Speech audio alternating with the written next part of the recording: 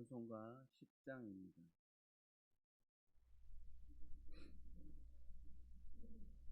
찬송가 10장입니다.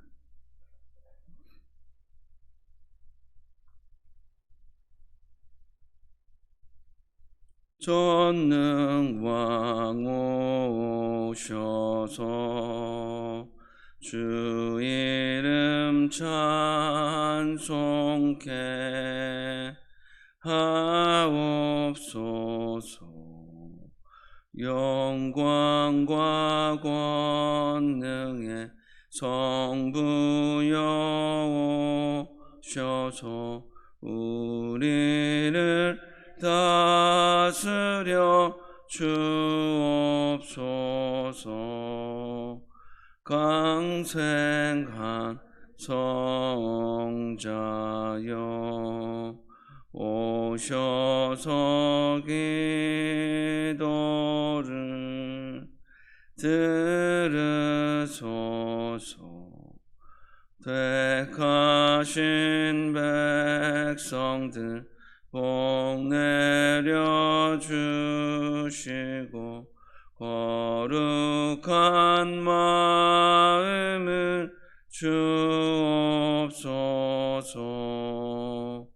위로의 주 성령 오셔서 큰 증거 주옵소서. 전능한 주시여 각 사람 마음에서 떠나지 마시고 계십소서. 성삼위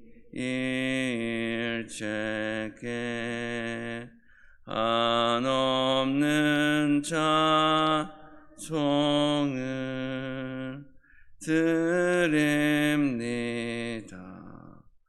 존귀한 주님을 영광 중배 얻고 영원히 모시게 하옵소서. 아멘. 하나님의 말씀은 시편 50편 1절에서 15절까지의 말씀입니다. 시편 50편 1절에서 15절까지의 말씀 교독하시고 마지막 절을 함께 읽겠습니다. 전능하시니 여호와 하나님께서 말씀하사 해 돋는 데서부터 지는 데까지 세상을 부르셨도다.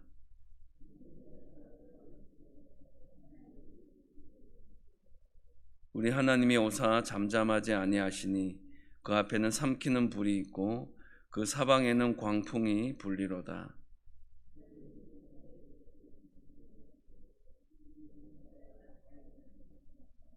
이르시되 나의 성도들을 내 앞에 모으라. 그들은 제사로 나와 언약한 이들이니라 하시도다.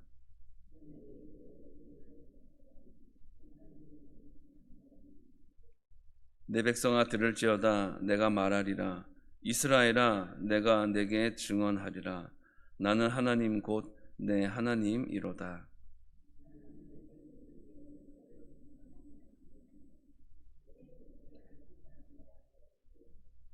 내가 내 집에서 숫소나 내 우리에서 순염소를 가져가지 아니하리니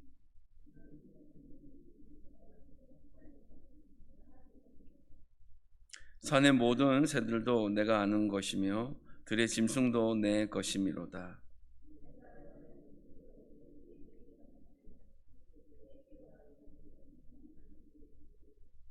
내가 숫소의 고기를 먹으며 염소의 피를 마시겠느냐?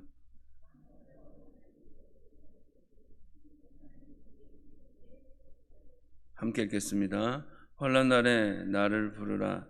내가 너를 건지리니 내가 나를 영화롭게 하리로다. 아멘.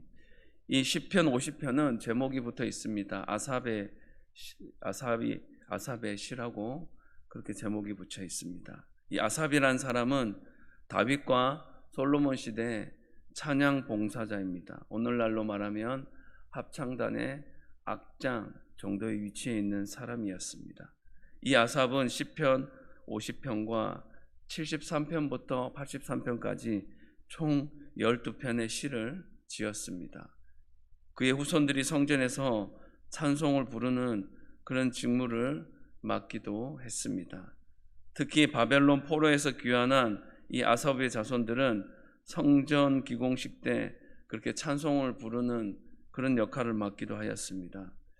우리가 한 가지 주목해야 할 부분은 시편에서 아삽의 시라는 제목이 붙은 것은 아삽이 한 사람이 모두 다 쓴 시가 아니라 그의 후손들도 이 시를 쓴 것에, 시편의 시를 쓴 것에 참여를 했다라는 것으로 우리가 기억해야 한다는 것입니다. 오늘 시편 50편은 하나님께서 그의 백성들에게 말씀하는 시입니다. 하나님은 제사가 아니라 진정한 예배는 마음을 다하여 그를 경외하는 것이라고 그렇게 말씀하고 있습니다. 또한 하나님은 죄를 용서하시고 구원하는 자이심을 그렇게 선포하고 있습니다. 그리고 시편 50편은 하나님을 경외하고 의지하는 것이 진정한 예배입니다라는 것을 우리에게 알려주는 귀중한 말씀이기도 합니다. 사람들은 대부분 자기 중심적으로 생각하고 행동할 때가 많습니다. 그래서 상대방의 마음을 잘 살피거나 헤아리지 못하고 자기 갈 길만 열심히 가는 경우가 참 많이 있습니다. 상대방을 향한 마음은 진심일지라도 표현 방법이 잘못됐다라면 그 진심이 전달되기는 쉽지가 않습니다. 하나님을 섬기는 일도 마찬가지입니다. 하나님의 방법대로, 하나님이 알려주신 대로 섬길 때 하나님은 그 표현 방식을 기뻐 받아주신다는 것입니다. 나름대로 신앙 생활 잘 하고 있다라고 생각하는 것은 어쩌면 위험할 수도 있습니다. 신앙생활에서 그래서 중요한 것은 하나님의 마음을 얼마나 잘 헤아리고 알 수 있느냐, 아느냐 하는 것에 있다라는 것입니다. 1절에서 3절 말씀입니다. 전능하시니 여호와 하나님께서 말씀하사 해 돋는 데서부터 지는 데까지 세상을 부르셨도다. 온전히 아름다운 시온에서 하나님이 빛을 비추셨도다. 우리 하나님이 오사 잠잠하지 아니하시니 그 앞에는 삼키는 불이 있고 그 사방에는 광풍이 불리로다. 아삽은 하나님이 해 돋는 데서부터 지는 데까지 온 세상을 부르시고 친히 그렇게 당신의 백성들에게 다가오시는 장면을 묘사하고 있습니다. 하나님이 오시는 이유는 심판하시기 위함입니다. 왜냐하면 하나님은 온전한 재판장이시기 때문에 그렇습니다. 공정하고 정의로운 분이시기 때문에 그렇습니다. 하나님은 사람의 마음과 생각을 꿰뚫어 보시고 감찰하십니다. 보여지는 외모가 아니라 중심을 보십니다. 그래서 만물이 그분 앞에서 마치 모든 것이 다 드러난 것처럼, 벌거벗은 것처럼 드러나고 그렇게 보임 바 될 수가 있는 것입니다. 히브리서 4장 13절 말씀입니다. 지으신 것이 하나도 그 앞에 나타나지 않음이 없고 우리의 결산을 받으실 이에 눈앞에 만물이 벌거벗은 것 같이 드러나느니라. 주님 앞에서 우리는 숨길 수가 없는 것입니다. 하나님이 우리의 마음과 생각을 그렇게 모두 살피신다는 사실은 바로 우리가 영적으로 늘 깨어 있어야 한다는 것을 말씀하고 있기도 한 것입니다. 4절 말씀입니다. 하나님이 자기의 백성을 판결하시려고 위 하늘과 아래 땅에 선포하여. 하나님은 당신의 백성을 심판하기 위해 부르십니다. 그리고 이 재판을 위해 증인을 부르십니다. 증인은 바로 하늘, 땅입니다. 이 말은 피조세계, 하나님이 지으신 피조세계 전체가 증인이 될 수 있다라는 것을 말씀하고 있는 것입니다.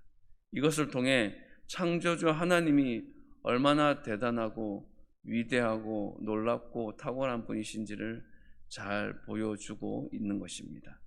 5절 말씀입니다. 이르시되 나의 성도들을 내 앞에 모으라. 그들은 제사로 나와 언약한 이들이니라 하시도다. 재판장이신 하나님이 당신의 백성을 불러 모으시고 나의 언약한 이들이라고 그렇게 가르치십니다. 시내산에서 언약을 맺은 하나님 백성의 정체성이 어떠한 것인지 당신의 자녀들 백성들에게 확인시켜 주시기 위한 표현입니다. 성도들은 예수 그리스도 안에서 하나님의 약속을 받고 누리고 지키며 행하는 자들이어야 합니다. 하나님의 말씀을 지키며 살아가는데 신실해야 하는 것입니다. 자신의 신분을 분명히 기억하고 있는 사람은 어느 곳에서든지 함부로 행동하지 않고 신중하게 행동합니다. 경고망동하지 않는 그런 하나님의 자녀로 살아가기를 시인은 하나님은 우리에게 말씀하고 계십니다. 6절 7절 말씀입니다. 하늘이 그의 공의를 선포하리니 하나님 그는 심판장이심이로다. 내 백성아 들을지어다. 내가 말하리라. 이스라엘아 내가 내게 증언하리라. 나는 하나님 곧 내 하나님이로다. 이 6절은 하나님이 주재하시는 심판이 이제 곧 시작될 것이다 라는 것을 알려주고 있습니다. 하늘이 하늘에 하나님의 공의를 선포함으로 이제 온 세계가 공의로운 하나님의 심판 아래 이제 있을 수밖에 없다라는 것을 말씀하고 있습니다. 7절 말씀은 시내산과 가나안에 들어가기에 앞서서 하나님과 이스라엘 백성이 언약을 맺을 때 사용한 그런 표현과 양식을 사용해서 그 이스라엘 백성이 지켜야 할 언약이 무엇인지에 대해서 다시 한 번 더 말씀하고 있습니다. 먼저 이스라엘을 내 백성이라고 부르십니다.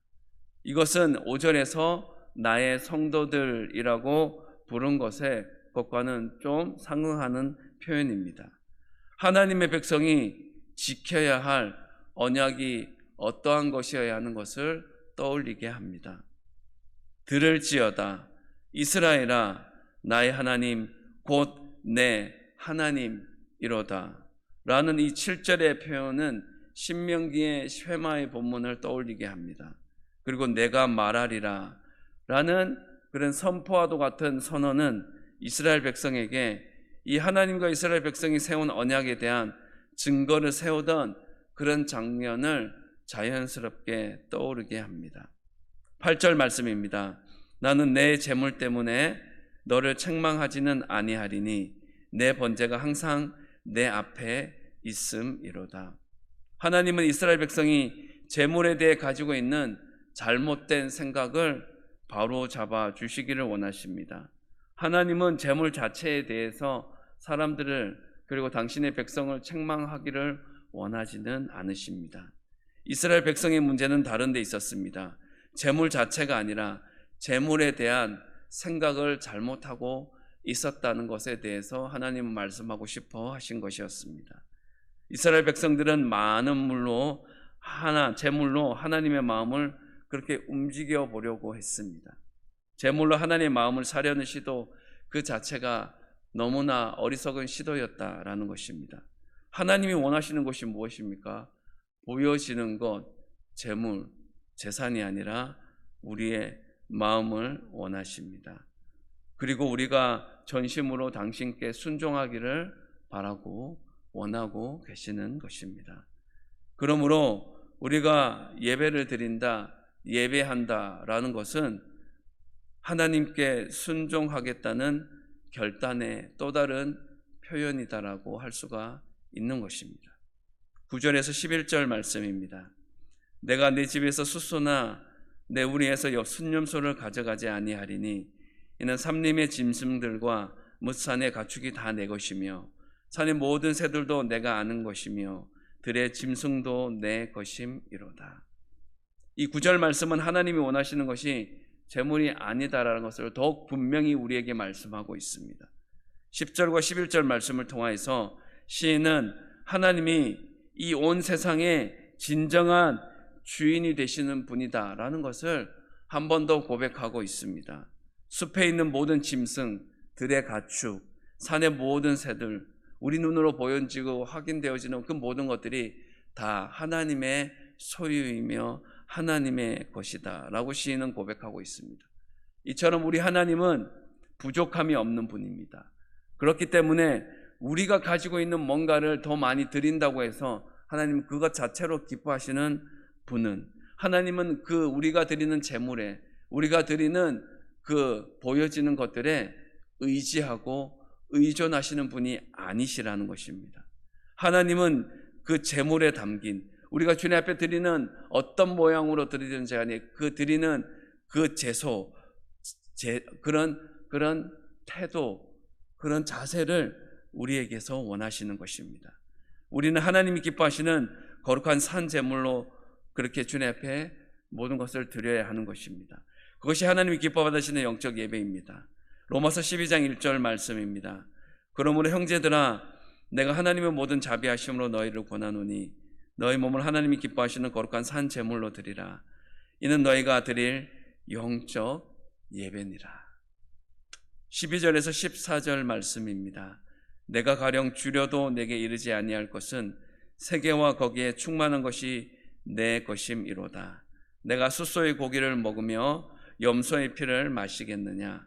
감사로 하나님께 제사를 드리며 지존하신 이에게 내 소원을 갚으며.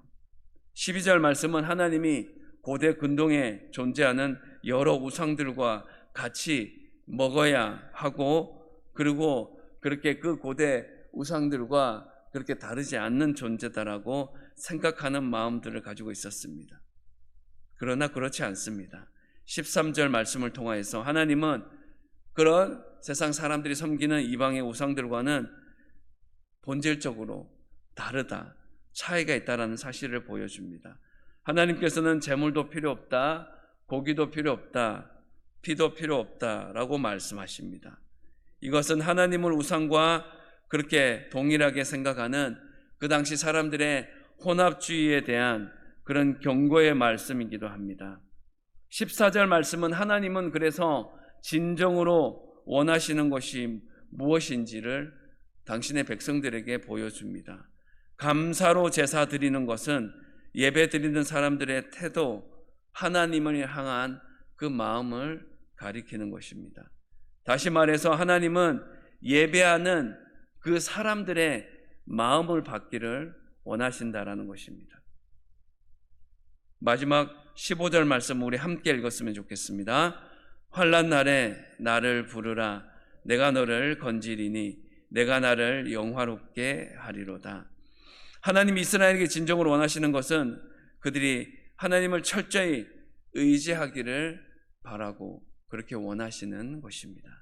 환난 날에 주님을 부르며 구원을 모두 다 누리고 체험하기를 원한다라고 시인을 통하여서 말씀하고 있습니다. 하나님께 구하고 하나님께 간절히 기도하여 응답받아 감사와 찬송과 영광을 올려드리는 모습이 바로 하나님을 영화롭게 하는 것입니다.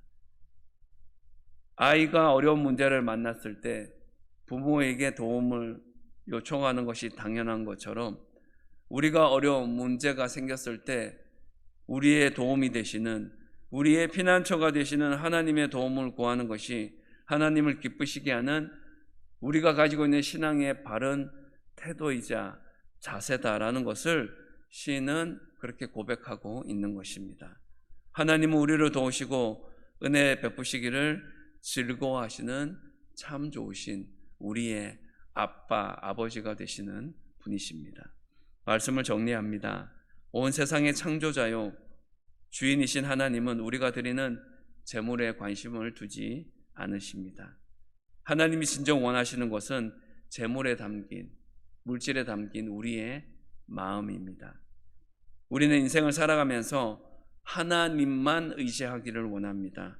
모든 일에 하나님께 도움을 청할 수 있기를 바랍니다. 기도에 응답받고 기쁨과 감사로 드리는 그런 예배를 통하여서 주님이 우리의 진정한 주인이시요 하나님이 되신다는 사실을 마음껏 드러내며 살아갈 수 있기를 원합니다. 전심으로 하나님께 예배 드리기를 원합니다. 그리고 우리의 마음과 온 마음과 정성을 다하여 하나님을 온전히 높여드리는 그런 참된 예배자, 감사로 찬송과 영광을 올려드리는 하나님의 자녀, 하나님의 백성이 되시기를 주님의 이름으로 축복합니다. 기도하겠습니다. 예배를 통하여 분명한 믿음의 정체성을 깨닫게 하여 주시려는 주님께 우리의 마음과 생각을 온전히 맡기며 살아가기 원합니다. 말씀을 잘 듣고 지켜 행하는 하나님의 자녀다운 모습을 놓치지 않으며 살아가게 하여 주시옵소서. 무엇보다도 우리가 주님께 전심으로 순종하며 주님이 기뻐 받으시는 예배자의 마음을 잘 간직하며 살게 하옵소서. 오직 하나님이 베푸신 은혜를 헤아려 감사하는 마음을 회복하는 삶의 예배자가 되게 하여 주시옵소서. 주님은 우리가 사랑의 마음이 더욱 뜨거워지고 주님의 도우심을 항상 구하며 살아가기를 원하십니다. 주님, 이 시간 효성교회를 위해 기도합니다. 다음 세대를 품고 기도하는 일에 더욱 힘쓰는 성도들이 되게 하여 주시옵소서. 중보 기도와 영적 전쟁에 대한 말씀과 교육받는 시간을 더욱 사모하는 성도들 되게 하여 주시옵소서. 세가족 교육과 성장반 성경 공부와 제자반 성경 공부의 과정을 통하여 말씀을 체계적으로 배워 믿음과 지혜가 자라나서 장성한 믿음의 분량에 이르는 성도들이 더 많아질 수 있는 은혜와 복도 허락하여 주시옵소서. 복음과 십자가를 생명으로 여겨 한 영혼을 옳은 길로 인도하는 전도자의 마음이 식지 않게 하옵소서. 오직 예수 그리스도의 섬김과 희생을 기억하고 되새기며 묵상하는 십자가의 정신이 우리 마음속에 온전히 자리 잡게 하옵소서.